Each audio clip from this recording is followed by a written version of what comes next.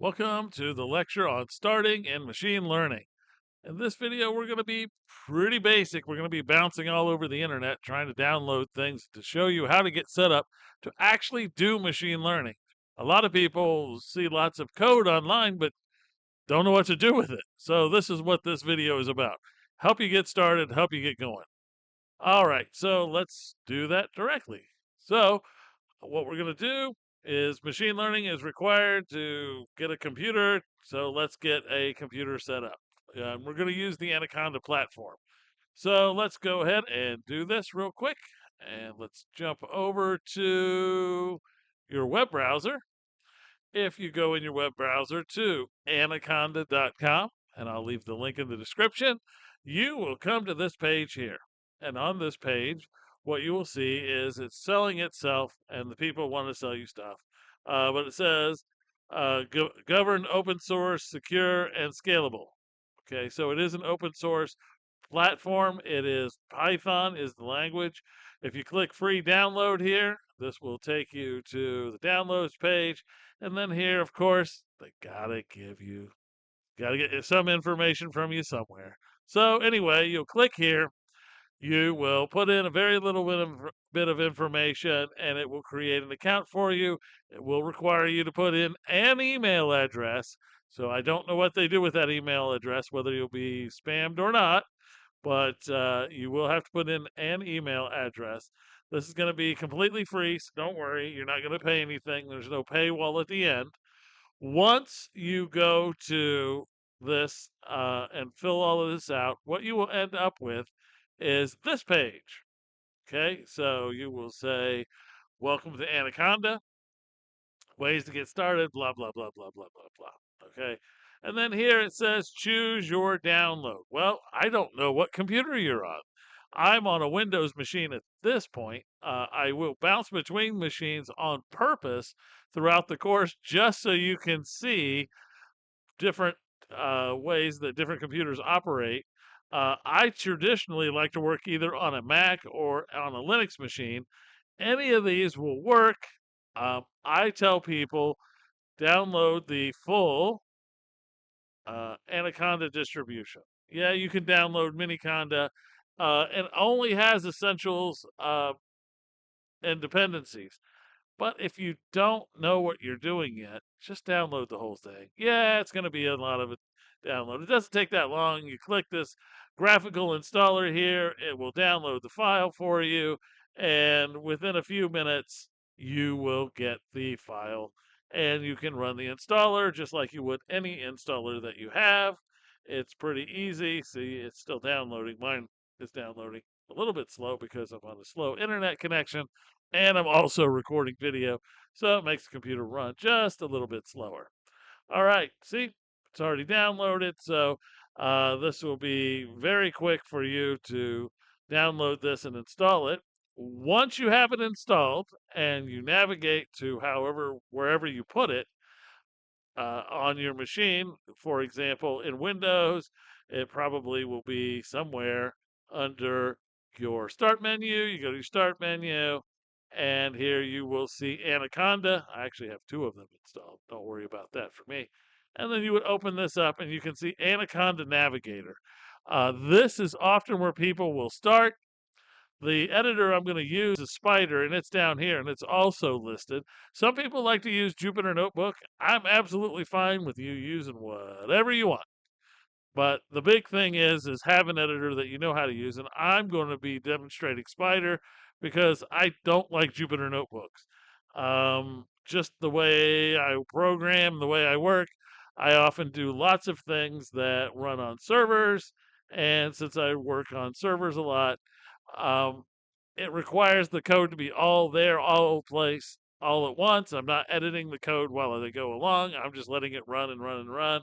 So I like that sort of environment myself. However, if you like the Jupyter environment, feel free to use it. Doesn't bother me at all.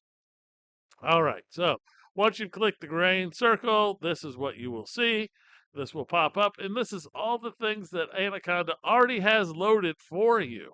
There's a bunch of stuff here, and you can get to almost everything from here. Now, what I'm going to use is Spider, which is here in the middle, and you can hit the launch button if you want, but there's a whole bunch of other stuff here. Here's the Jupyter Notebook if you want Jupyter Notebook. Um, it also has RStudio in it, okay? And for those of you who use R, you can install it from here and it will put everything together for you. It will download R and RStudio and install it for you instead of having you to do those separately. There's all kinds of other stuff here. I'm not going to talk about all of them because this is really not what I'm interested in. But it does have this Anaconda AI Navigator. It already has LLMs already programmed in where you can run them locally versus having to send it across the internet. So I'm just giving you all of this information here. We are going to use the Spider environment, and the Spider environment looks like this once you start it. And yes, you'll say, oh, look, there's an update available. Whether you do the update or not, it's up to you. It doesn't really matter. It tells you how to update it if you want. This is very similar to RStudio if you are familiar with RStudio. It's not as familiar to VS Code, but some people can use VS Code. That's fine as well. It's pretty basic, easy to use. When you open up something here, you just click this new, it'll give you a new file. You can start typing into it.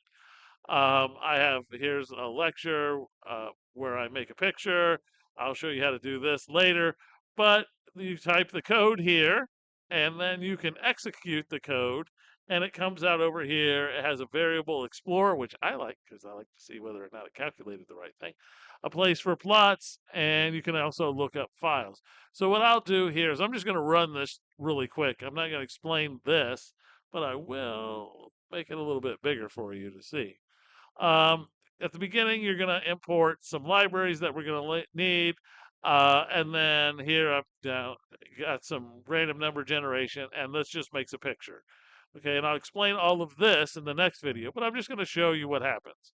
So if I run this, this is the key right here. There's a whole bunch of run buttons up there. If you hit run, it runs the whole file. And you probably don't want to do that, especially if you're just typing in the code and trying to debug it. Okay, running the whole file all at once just makes it run into an error and then you get mad at yourself.